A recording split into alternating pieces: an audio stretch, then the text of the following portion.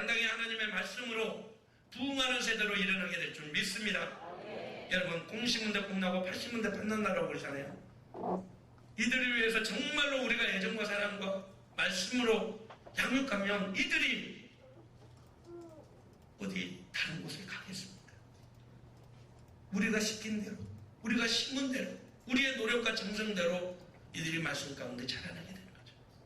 제2의 BY가 제3의 BY가 돼서 하나님의 말씀을, 하나님의 영광을 예수 그리스도 때문에 삽니다라고 말할 수 있는 믿음의 주인공들로 바로 서나갈 수 있다는 것입니다.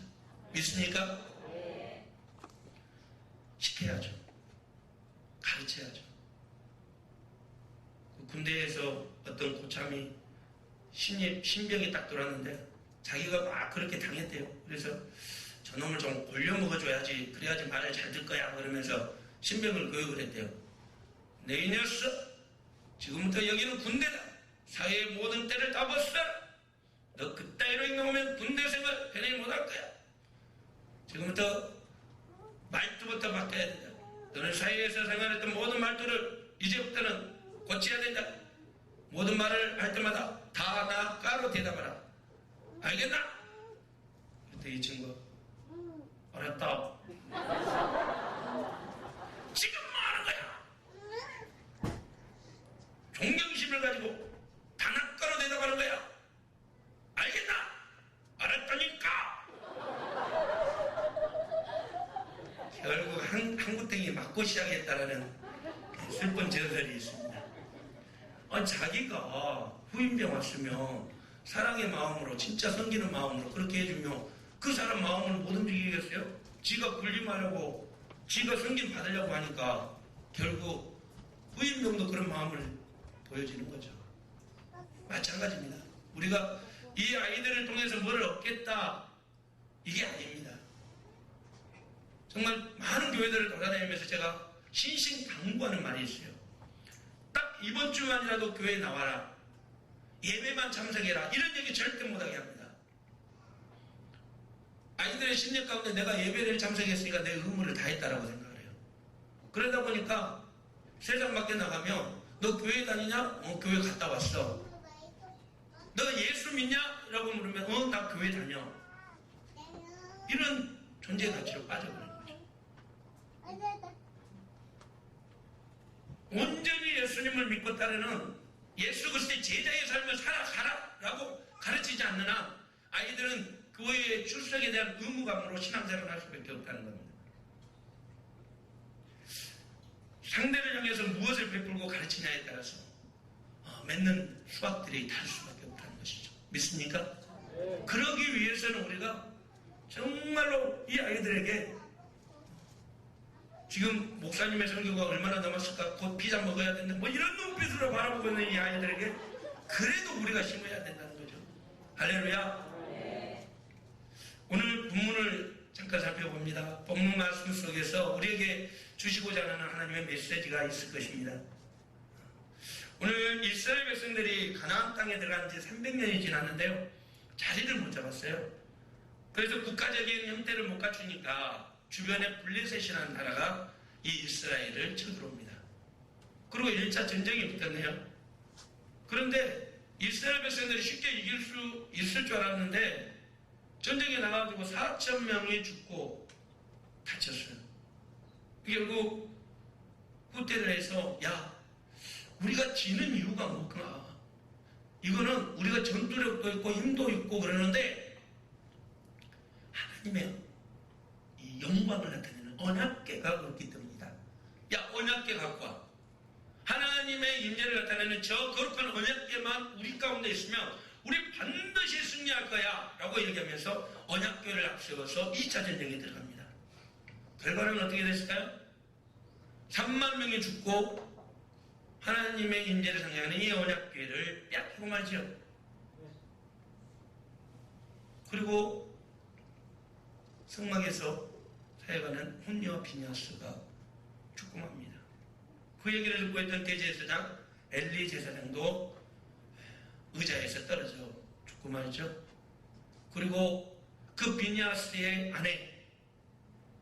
아내가 출산 임박해서 출산을 하는데 아들을 낳습니다.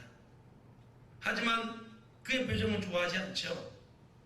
그 옆에서 아유 아들을 낳는데 너 왜 그러냐 그랬더니 그 아이의 이름을 이가봇이라고 짓게 되죠. 이가봇. 이것은 히브리어로 가보드, 영광이 떠났다. 하나님의 영광이 떠나버렸다라는 뜻을 담고 있습니다. 맞습니다. 정확한 표현이죠. 하나님을 두려워하지 않고요.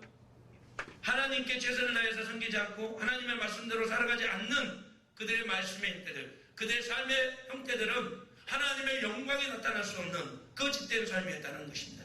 거짓된 예배의 삶이었다는 것입니다. 위선되고 거짓된 그들의 삶 속에서 하나님의 영광을 찾을 수가 없었다는 것이죠.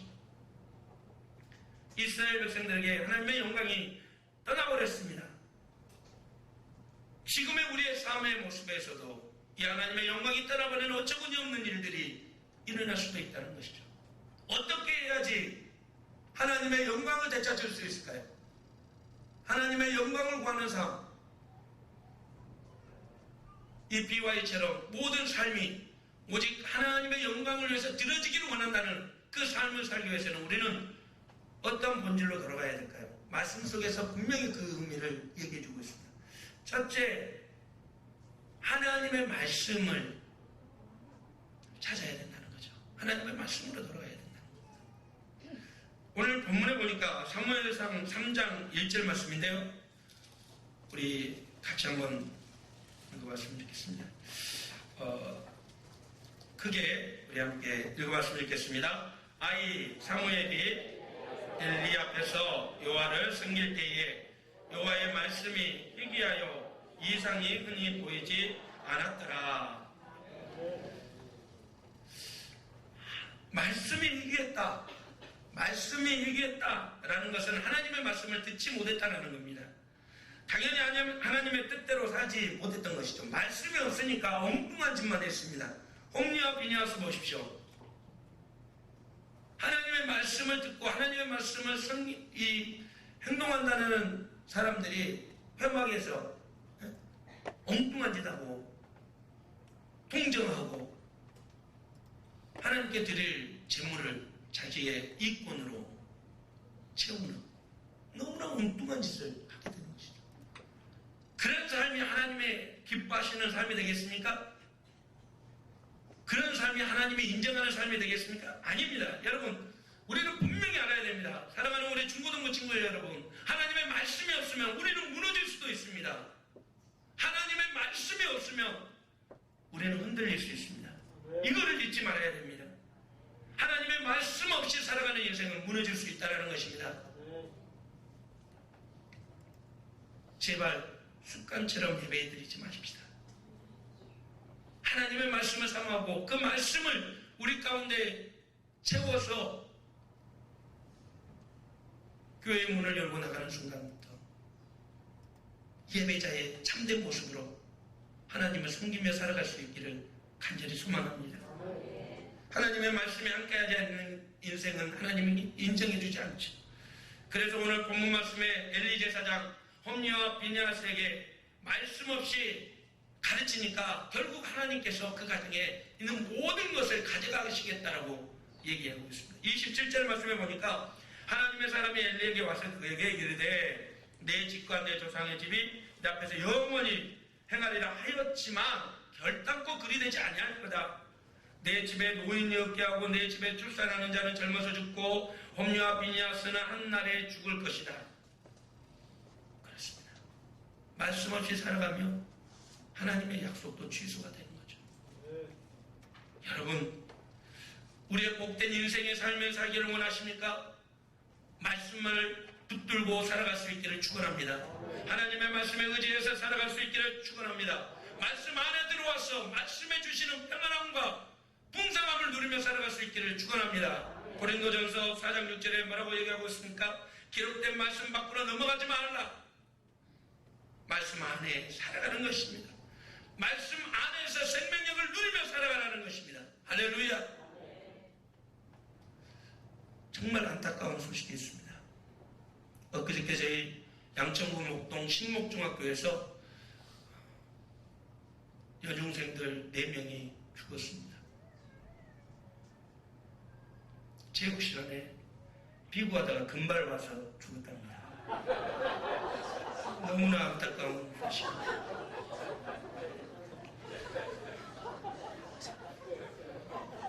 진짜 그랬대요. 삐구하다가 금발 봐가지고 체육 선생님이 다 쫓아냈대요. 금 안에 들어와야 되겠죠. 그게 원칙이죠.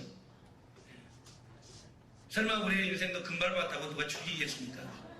그런데 하나님의 말씀 안에 들어가야죠. 어중간히 세상과 하나님의 말씀을 거치며 살아가는 것, 이것은 하나님의 온전한 헌신의 마음이 아닙니다. 하나님의 말씀 안에 들어오시길 바랍니다. 사랑하는 우리 중고등부 친구 여러분, 말씀의 생명이 될 수 있기를 축원합니다. 그러면 흔들리지 않습니다. 시편 119편 105절의 말씀입니다. 우리 오늘 예배 마치고 피자 드실 우리 친구들만 따라하시죠. 주의 말씀은 내 발의 등이요 내 길의 빛이니이다. 여기 목사님이 2명 안 했는데요. 2명은 좀 참고 좀 해주십시오. 따라합시다. 주의 말씀은 내 발의 등이요 내 길의 빛이니이다. 할렐루야. 오늘 우리의 가정들의 목표가, 방향이, 주관이 이 말씀으로 수정될 수 있기를 축원합니다. 우리 사랑하는 중고등부 친구들 그 마음 가운데에도 주의 말씀이 빛이 되고 길이 되시기를 축원합니다. 그래서 하나님의 말씀으로 승리할 수 있는 저와 여러분이 되었으면 좋겠습니다. 두 번째, 하나님의 영광을 나타내기 위해서는 이상을 찾아야 된다는 거죠. 오늘 우리 3장 1절 말씀에 보니까 여호와의 말씀이 희귀하여 이상이 흔히 보이지 않았더라라고 얘기하고 있습니다. 이상을 성경적인 의미로 찾아보면 하나님의 자기 계시가 이상이에요. 다시 말해서 하나님의 자기 계시, 하나님이 살아계시고 하나님이 역사하시는 것을 보여줄 수 있는 그것을 이상이라고 표현하고 있습니다. 그런데 그 이상이 없다라는 거죠. 이상을 바라볼 수 있는 것이 지금까지의 경험이나 이런 것들이 아닙니다. 말씀으로 그 이상을 볼 수 있는 거죠. 이 영안을 열어서 볼 수 있는 것이 이상이죠. 96세가 되어도 영안이 없으니까 이상을 못 보는 거예요. 나라가 망해가고 자식들이 망해가고 자식들이 그렇게 하나님 앞에 죄를 범죄를 해도 이상이 없으니까 온전한 훈계와 가르침이 없더라는 거죠. 엄밀하게 말하면 그의 나이가 노쇠해도 그는 하나님의 종이기 때문에 이상을 바라볼 수 있어야 됩니다. 그런데 그 이상을 잃어버리니까 헛것을 보게 되는 거죠. 사랑하는 우리 중고등부 친구 여러분들에게도 하나님의 이상을 바라볼 수 있는 영안이 있기를 축원합니다. 하나님이 나에게 원하는 것이 무엇인가? 하나님이 나에게 바라는 것이 무엇인가? 그것을 바라볼 수 있는 진정한 영안을 갖기를 소망합니다. 자식들이 회막에서 출입하고 회막에서 봉사하고 회막에서 성교 나가니까 아이고 내 자식 잘한다. 그래 네가 교회 안에 있으니까 회막 안에 있으니까 그래도 하나님의 말씀을 따르겠지.